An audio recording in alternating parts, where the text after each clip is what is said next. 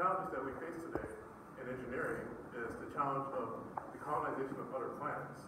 Currently, efforts are being made, both domestic and internationally, in the development of space vessels which can better facilitate long-distance space travel. The key to long-distance space travel is through the creation of artificial environments which mimic the natural environment that we have here today on Earth. It is through this environment that we can create artificial light on board these space vessels. However, artificial light has a few issues, and one of those issues that we bring to light is the issue of sleep quality. Half of the astronauts today average about 6 hours of sleep, even when using sleep medication, and when they're actually allotted 8.5 hours of sleep for the operation to have their operations become reliable, perform reliably. This lack of sleep leads to a myriad of health issues. In addition to the artificial light that's being created by this artificial light, similar to like the sunlight, it causes our bodies to use to produce energy. This energy is released as hormones, general hormones during the day, and also sleep-inducing hormones during the evenings. Our design proposes an intelligent lighting control system which will monitor or mimic the effects of natural light seen here on Earth, and also improve the quality of life of the flight crew aboard long-distance space travel. In particular, our design here today has a GUI, a graphical user interface, which interacts with 4 lighting fixtures. The number of lighting fixtures are actually arbitrary, but according to the Tsgc guidelines, we have 4 lighting fixtures installed and in use. The difference between our design and design within the ISS is that the ISS design contains a microcontroller board within each of their lighting fixtures. However, they do not account for the interconnectivity between their lighting fixtures, nor do they account for the flow or the feedback from these lighting systems, for their lighting system for their crew members. This is where our design comes in. We account and provide for this feedback. Again, to speak upon circadian rhythms. So circadian rhythms are the 24-hour internal clock cycle that all plants, animals, fungi, and cyanobacteria encounter. The internal clock is also known as the circadian clock, and the circadian clock is based on the solar power, which is relative of the location that you are here on the Earth relative to the sun. Our project and our design relies upon this location in order to create offsets or time zones that we know of today. The offsets that we have are based upon GMT time. That's the current time that's based upon the ISS, the International Space Station. And for our design, we have 4 lighting quadrants. Each lighting quadrant acts as an offset to the GMT time, which starts at 0-100 hour. And we acquire this GMT time through the use of our device, the Arduino. So the Arduino is our graphical user interface, our display for the system. And the GMT time is acquired through the ping of an NTP server, NTP standing for Network Time Protocol, which syncs all computers that are connected to the server to the current time zone that is set for that server. Our graphical user interface displays the GMT time through serial text, through the display, to the 240 by 320 resolution, 2.4-inch TFT LCD display of the Arduino. In order to change the lighting fixtures, we have offsets available. So for the user, there are 15 graphical user buttons that the user can interface with. 8 of those buttons will be to offset positive or minus increments or values of 1, which change the lighting fixtures. There are also 4 buttons which change each lighting quadrant itself individually to turn them on and off. And finally, there are also 3 buttons that we're used for the user-specific control. These 3 buttons are the profile button, the save button, and the reset button. The profile button allows us to switch between 2 different modes to set the sleep schedule for the crew members. And the profile button works in conjunction with the save button. The save button saves the current offsets being produced by our system that the user sets. And finally, we also have the reset button. The reset button does what it is intended to do, and that is reset the entire system's offset values from GMT time, including the offset byte that's being sent through I2C communications. And for more on I2C communications, I'll hand it over to my partner, Ezekiel.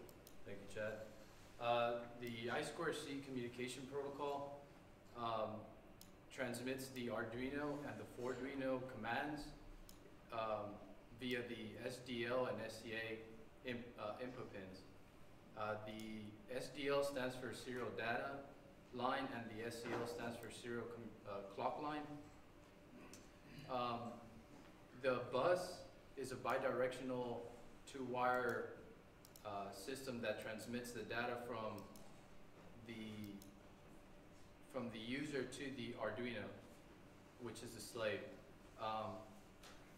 This process allows us to use multiple devices on the bus.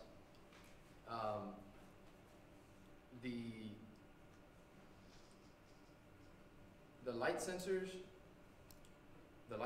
allow us to use 375 to 1,000 lumens. It outputs the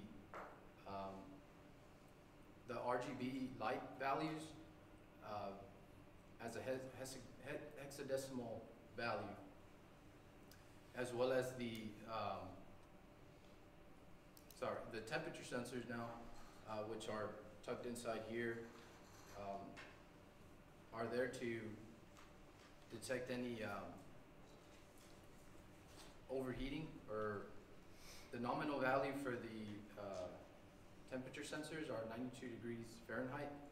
It also displays Celsius and both Celsius and Fahrenheit.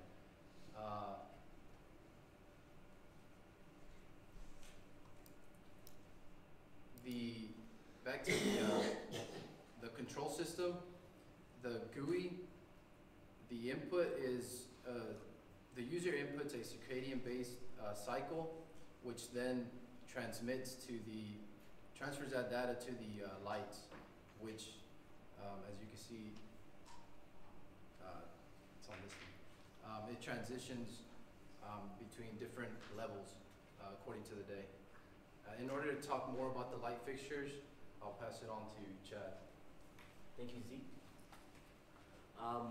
We designed a model to display our project, not only for aesthetics, but also for functionality purposes. The display model that you see, the inspiration came from NASA's very own Orion spacecraft, which actually serves as an exploration vehicle that carry and sustain the crew during space travel. Here in the bottom, the bottom base houses all of the components minus the light fixture. These components include the power supply, the Arduino microcontroller boards, a fan for ventilation purposes, and the constructed circuits on the breadboard. The structure that you see in the middle will support the top housing, and with this creates the 4 needed quadrants or rooms. Showcases the 4 different lightings as programmed. We decided and 3D printed our own lights fixture to hold the LED bulbs and the Infineon driver. The plate acts as a mount for the LED bulbs. The holes and indentations were designed up to scale to the LED bulb's dimensions, and also create pathways for the wires that connect to the bulbs, from the bulbs to the Infineon driver. And there's a middle part that this plate will be that slides into, and a lid was created at the bottom to catch the plate. And there will be a heat sink that will be rested on top of the plate for cooling purposes, and also to hold the LED bulbs and the wires in place. And the middle part, there is a 10 millimeter wide thread that is meant to screw and mount onto the mountable top housing, which also has a platform where the temperature sensor and the Infineon driver will be placed. We decided that it was best, we determined that it was best to to design these parts independently for installation and reassembly to make it easier, and also to have parts, replacement parts as needed. And finally, these light fixtures will be mounted into this top housing, which completes the final design display model for our project. And the total cost for one whole prototype for a light fixture amounted to $500. The total, this includes the labor cost and the parts, which, to recap, the 3D printed light fixtures, the LED bulbs, the Infineon driver, and the heatsink and the wires. It is estimated that the cost would be 3 times the amount when industrially designing these parts with military-grade materials and applications intended for a longer-lasting lifetime, which in turn would be appropriate for a real-world application. And here's Oscar to describe in detail the components inside the bottom base. Thank you, Chad. In our prototype, we are using a AC to DC power supply to the rectifier is an electrical device within the power supply that changes the AC to DC. We are using the DC side to power the devices within our system. Our system is using our system requires a high amount or high current for the LEDs and the light fixtures, a high voltage to maintain the multiple devices connected working efficiently. And if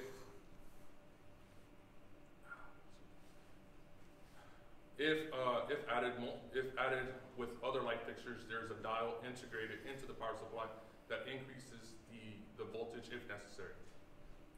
Like, as Chad mentioned before, there is a fan installed at the bottom that houses the power supply. That is to reduce the heat and to maintain an ambient temperature for the devices that are drawing power from it.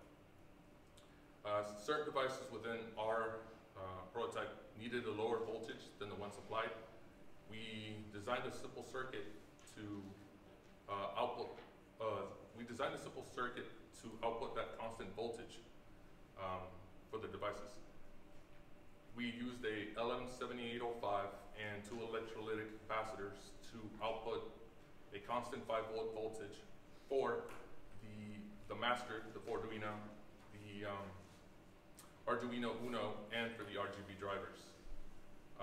As well, in the system, we used a wired harness to add modularity and to take apart the system if any of the light fixtures needed to be changed. This minimizes the wiring and utilizes less space than intended. Now to continue with more information about our prototype, Riggs. Thank you, Oscar. So we decided to use red, green, blue LEDs because they are lightweight, power efficient, and they offer a better color spectrum than white light would, regular light LEDs would. Studies show that our sleep cycles are not only influenced by the presence of white light and darkness, it's also influenced by color spectrums such as blue. The intrinsic problem with LED lighting is that LEDs are nonlinear devices. They alone are not capable of smooth transitions that we see in sunlight. To solve this problem, we did choose the Infineon RGB driver to drive these LEDs.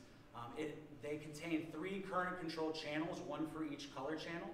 So it allows a lot of control with, in conjunction with the I2C protocol. Now, as we said, all of these lights are individually controlled.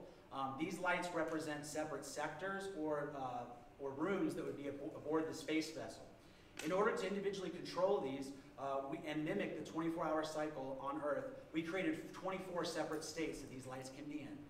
These states are controlled by 4 values: the reference current, the off time, the intensity, and the dimming level.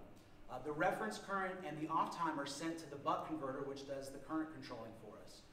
The buck converter is charges an inductor up to a reference current, and then discharges the inductor for a specified off time, giving us a smooth ripple current that can be changed at will with the I2C commands. The other two values we send to those boards, the intensity and the dimming level, is how you see the smooth transition from light to dark and different intensities, red, blue, green. In order to change these states, we are getting a signal straight from the GUI that is triggered by the GMT time, since our microprocessor does not have any sense of actual real time. To make this agile and lightweight, we developed a single byte communication code that is sent from the GUI to the microprocessor and then decoded to issue commands to the drivers. So if you look at the top right, you see this single byte. The two least significant bits represent sectors 1 through 4 and are decoded to make sure that the proper commands go to the correct sector. The next 4 bits are shifted and then decoded into an offset. We mentioned the offset earlier. The offset is simply what allows a user to change the sleep cycle or the circadian cycle for their sector. So let's say they wanted to start the sleep cycle 8 hours from now. Tim, you already exceeded the time for 1 minute. You have 30 seconds to Okay. finish. Well, in conclusion, the cost for these devices we have here, the control system, the cost to us was $400. In order to bring this up to military grade, the proper R&D, and also a long lifespan of like 20, 30 years, we estimate that it would cost about $5,000 to manufacture. And since we're pressed for time, I will go ahead and pass it over to Charles for our conclusions. Yes, hi. So, in conclusion, we accomplished I2C's communication protocol, and it offers a lightweight and efficient solution to our lighting control systems, or lighting control systems that you may implement. We have a combination of current control LEDs and light sensors that artificially simulate the Earth's cycles. And we also have a successful implementation of a space-ready control system, which might need more financial backing in the future to have better components and hardware. Thank you. Thank you.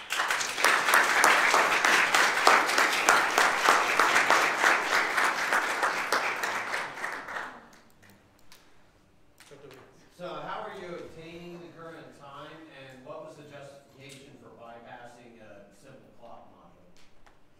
Yeah, so I can take that question. So we're obtaining the current time through acquiring or connecting to an NTP server. NTP stands for Network Time Protocol, and we're getting the GMT time as bytes. So what the Arduino is actually receiving is receiving packets of data. So it's receiving 48 packets at a time every 5 seconds, and that is how we're acquiring the GMT time. And the server that we're connecting to is located in Gainesburg, Maryland. We chose that server due to its packet stability, and so some servers are known to be like drop packets. So that is why we chose that server in particular. Is Maryland or a United States server a best idea if you're investigating a circadian rhythm lighting system for a spacecraft? I would say so, yes. Anything that's closer to your current geographical position, you're probably going to have better server data that you're getting. So Maryland was one of the choices. We also had the choice of Denver, Colorado, another close server, closer to Houston, Texas, actually. But the problem with that server is that there were issues in collecting the packets, so it would drop packets sometimes for us.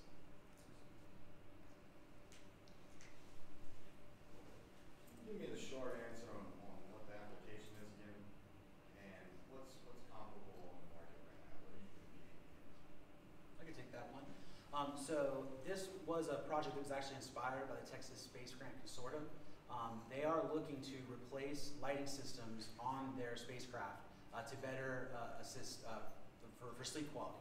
The comparable that we briefly mentioned at the beginning is they have developed and are experimenting with a single module, which is a single light with a single microprocessor on the International Space Station.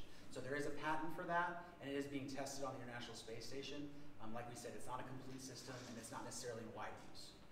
So your target market would be NASA or space entities and very few solar. So this is going to That's correct. under 100 solar. Yes, yeah, it's very, very low quantity and very long life cycle. Regarding the voltage regulator, you mentioned you might have used you did use a 7805. Did you run into any problems in heating? Yes, that was an issue that we ran into. Just that we couldn't locate a heat sink small enough for that. But other than that, I mean, Other than just the heat displacement within it, that's about it though. Sorry. Wow, actually, can you talk about, tell me about the tool chains that you use to produce the GUI? Yes, so the tool chain that we used to produce the GUI was basically the 40 Systems is the company that creates the GUI. So what we use to facilitate our GUI is the 40 Workshop. It is an IDE that 40 Systems provides along with their products. And we use that in coordination with Arduino, the Arduino IDE also as well, because the 40 Workshop requires the Arduino IDE in order to have operation. So the code that we're using, the code base that we're using for that to create the GUI is still like C based, C++ based, and it connects to Arduino. Any other questions? Thank you.